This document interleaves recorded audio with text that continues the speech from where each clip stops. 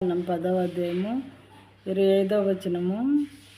ఏబెరుకు 2 కుమారులు పుట్టి, వారిలో ఒకని పేరు పెలెగు ఎలయనగా, అతని దినములలో భూమి దేశములుగా విభాగింపబడెను. అప్పటి వరకు దేశములుగా విభజించబడలేదు భూమి మీద ఉన్నటువంటి ప్రజలు. ఇతని దినములలో భూమి దేశములుగా విభజింపబడిందట. అతని సహోదరుని పేరు యోక్తాను. ఏబేరు అనేటటువంటి వ్యక్తికి 2 కుమారులు. వాళ్ళల్లో పెద్దవాని పేరేమో పెలెగు, చిన్నవాని పేరు యోక్తాను. పెద్దవాడు పుట్టినప్పుడు మరి